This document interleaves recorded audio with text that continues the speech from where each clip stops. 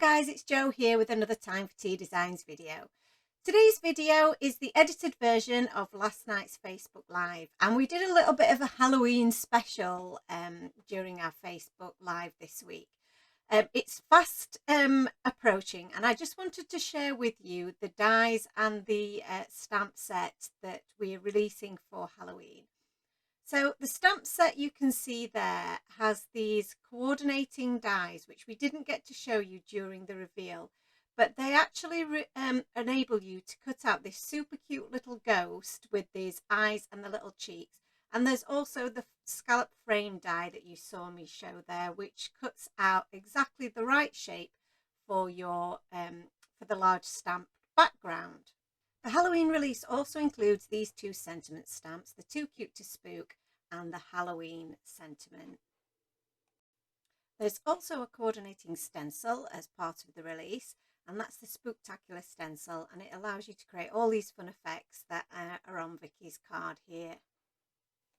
To show you that in a little bit more detail, here's the stencil with the gravestones, the spooky trees, the bats, and the spooky fence as well. I also wanted to show some examples of how you can use the Spooktacular stamp set with some of your existing stamps. So here are two examples where we've used the hippo from the Life's Ups and Downs stamp set, and also the owl from the Be Owlsome stamp set. So we've just added those little witches' hats and then the other accessories from the stamp set to make these really cute cards. And here from Natalie, our Home Sweet Home stamp set has been used to coordinate with the Spooktacular set to make this really spooky fireside scene. So on to our projects for today, and I'm starting with some of this paint on multimedia paper from Claire Fontaine. So I'm going to be doing some watercolouring, which is something that I don't often do. So I'm just going to cut down my piece of cardstock here to a more manageable size, as I'm going to be using this as the card front for an A2 size card.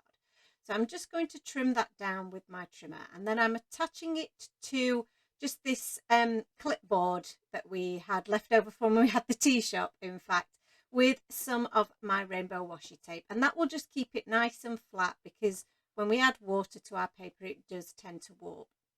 I've smushed some of my distress inks onto this large acrylic block, and I'm just adding some water, just plain water, to my paper first, and then watering down some of those inks and layering those up.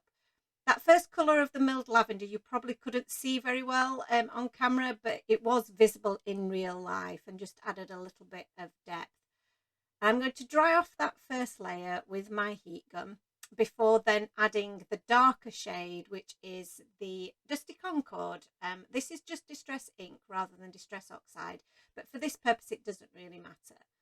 I don't want to add too much water to my surface because this is multimedia paper rather than true watercolour paper, and it did start to pill ever such a little bit, and I didn't want to for the paper to have that effect.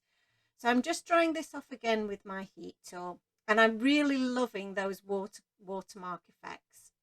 I was asked about the paintbrushes that I was using. So this is an example of the paintbrushes that I use most often.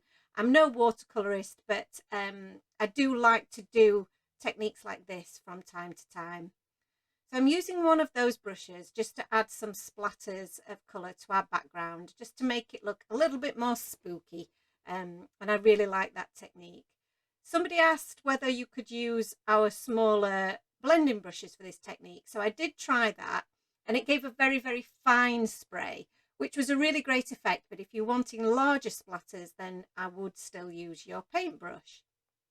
Once that's dried, I'm removing that washi tape very carefully so that we can then start adding some more to our panel. I decided to use the large stamp background, and I'm going to use some embossing ink to stamp that. So I'm going to prep the base with some of my embossing, my anti-static powder. I'm using my embossing ink then over the top of my image, and I'm going to press that down really firmly, and I'm going to do that twice. I actually did it 3 times in the end because our paper has got a bit of texture to it now, so I wanted to make sure that I got a really, really good impression and we didn't have any missing spots. So once I've got that nicely stamped, I'm going to add some of this silver embossing powder, which is really, really beautiful and leaves a really nice metallic finish. So you can see how that changes when I add some of my heat, and I love that when the powder changes. I'm going to cut out our panel now using the die that's included in the Autumn Scene die set. This is an A2 size frame, so that's perfect for the card that we're going to make. And I'm now going to start cutting out our little ghost. So this die is included in the coordinating die set for the Spooktacular stamp set. There is no stamp image for this particular die. This is just a die that will cut out your little ghost, the eyes and the cheeks. So I've just popped that through the die cutting machine, and I've used some black cardstock for the eyes and for the mouth, and then some little cheeks made from a pale pink. I'm going to use my liquid glue just to add all of those features in place. This is a really simple image, but it's so effective and so cute. I absolutely loved using this set, and I've really, really enjoyed making Halloween cards, which is something that I've never really done before. So once our little guy's done, I am thinking about my sentiment, and I've already die cut the Halloween sentiment from some black glitter cardstock and some purple cardstock. And I'm now going to stamp out my word happy from the Spooktacular set onto some black cardstock with some embossing ink. I've added my white embossing powder, and now I'm going to heat set that in place. Once that's dry, I'm going to use this small die that was from the Say Anything stamp set to cut that out. And I'm going to trim off the edges of my panel now, because I decided that I wanted to see a little bit of black around the outside of this panel, and that would really bring the image into focus, I felt. So I'm adding some thin foam tape to the back of my panel here. So this is only about 1 mil in depth, but I did want to raise that up, and it also helps with any warping of my cardstock. But I really wanted dimension to my character, so I'm using some 3 mil foam tape for him. So I'm just adding those bits onto the back of him there and adding him to the center of that panel. And then I'm using that those same foam squares for the Halloween sentiment. I'll just pop that in place at the base of my card. And then the word happy, I was just figuring out quite where I wanted it to be. I like things a little bit off center. Center seems a little bit too perfect. So for interest, I've decided to add that to one side, trimmed it down a little bit, and then added some of those same deep foam pads to add that to the top left corner.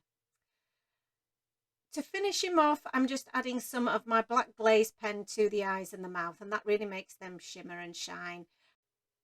In the final version, I did add some stickles to the bottom of our little ghost, and you can see how that just finishes him off nicely. So on to our next project. I wanted to make a treat bag that would match our card, and I'm using the mini gift box die set here, and I've already cut out my main pieces. But I've also cut out my aperture using one of the pumpkin dies from the coordinating die set for the Spooktacular stamp set. This just makes it a little bit more festive and goes with our theme. Because we're making a box, I didn't want to add any water to it to maybe interfere with the integrity and how sturdy our box would be when it was finished. So in order to make it match, I'm going to use the same colours that we used for our watercolour, but I'm just going to very gently and randomly apply that with one of our blender brushes. So you can see that I'm not going entirely over the surface of our background, and I'm just adding bits of more depth of colour in certain areas. But then I'm going to go over that with our lightest colour, the milled lavender, just to really blend that out to give an almost watercolour effect. I'm using the same technique that we did earlier, adding some fine splatters with that blender brush and then some larger splatters with my paintbrush. And again, this will all just help bring this all together and make it look like we're creating a matching set. So again, just some of that darker Dusty Concord just really does give it that more spooky look. To stamp out some of the images from the Spooktacular set now, I'm stamping out some of the pumpkins with my my Memento Tuxedo black ink, sorry, and the ghost.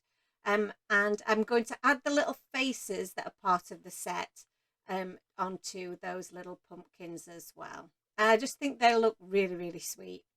I grabbed some of my Copic markers and I've done some really quick and simple colouring here. So the colours that I used, I think, were the YR12, the YR68 and the YR16. But again, I just picked colours that looked pumpkin-like, started with my lightest colour and then added the darkest colour to the outer edges of the pumpkin and then a medium tone in the centre. And then finally, I've gone back over those lines with my lightest shade to make sure they're truly blended. For the little stalk, again, I've just used a combination of E13 and E15. And I did add a few little stripes there with that, I'm not quite sure what, I think it's an E35 shade, just to add some definition there. I'm using one of the, I think it's a grape shade of purple to our little ghost, but it's really, really pale and it just gives him a little bit of colour, and I added a little bit of pink to his cheeks. I'm going to use the coordinating dies to cut these out. It is the same pumpkin shape die, so I'm going to have to run that through my die cutting machine a couple of times. But then I'm stamping my sentiments again onto some black cardstock to match with our previous project, and I'm going to heat emboss the white ink onto there so that sets. Moving on back onto our card base, I'm going to add some of the smaller stamps that are a part of the set onto our card base using some of our embossing ink. It's a little bit difficult to see even in real life where I was stamping, so I've done a few random stamps across that surface first, and then I'm using some of that same silver embossing powder that we used on our card, and then I can see then where I've got any gaps or any spaces that might need filling. So once I've heat set that powder, I can then go back in and stamp again where there are any little gaps to really fill out that pattern. And again, this is another step that will just make our projects match up a little bit.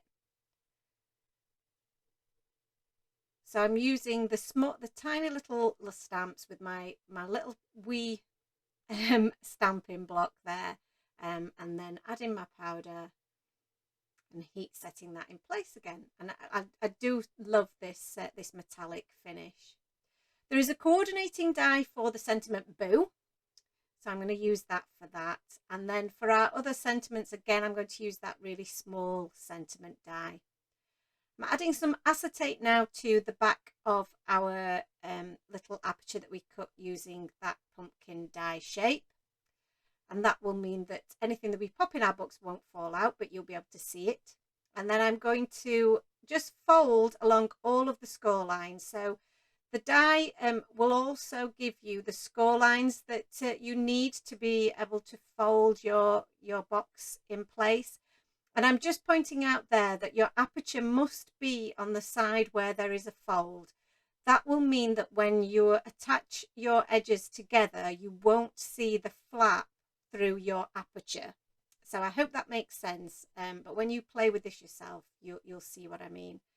So I'm attaching one side of my my box first. So the flaps on one side to the other. And then on the other side, again, I'm just attaching a little bit of tape to each of those flaps, folding one into the center, and then I will fold the opposite side in on itself so that they attach. And that makes sure that they are perfectly aligned and in place. Squeeze the top of your box together and push it down a little bit, as you can see I'm doing here, and that will bring the top of your box together. And then for the bottom of your box, you're going to fold in those flaps onto each other. So fold 2 into the center and then attach some of your tape or glue to the other 2 and fold them into the center over the first 2. I've used my pokey tool there just to make sure that they were fully adhered together by poking it through the center of my box. I can now start adding our little embellishments. So I'm using my liquid glue because I don't want any more dimension to the front of my box, just to attach my sentiment boo and the first of those pumpkins and my little ghost. And then on the back, I'm going to add these 2 pumpkins just chuckling away to themselves and the sentiment happy haunting. So it's just got something really cute on the back there as well. And now we can add some of our treats into the center. I'm going to add a little bit of highlight to my pumpkins. Now, normally I would have done this before I added them to my box. It was a little bit tricky adding the glaze and the jelly roll pen while I was holding the box. And I also didn't want to put the box flat because obviously the bits on the back weren't dry. So yeah, so I would suggest that you do that before you attach them, but we were live, so we rolled with it. So I'm going to pop all my little Halloween treats into my box, and these fit just perfectly. These are just some covered chocolates and they look so cute. And then Ant had the job of picking me some twine. So we have some navy blue, it's like a petrol-y blue colour, some lilac, and then some black. And I'm just tying those together and trying to find a pretty arrangement. So I tied 2 of them in a bow and then left 1 of them loose and trimmed those down a little bit. And they were a little bit like spider legs. So I quite liked that effect. So that's our little box complete, and you can see here how it matches up with the card that we made. I think they're a really, really sweet project. It was so much fun to make. I really hope that you enjoyed our video and tutorial today and that you give this a try yourselves.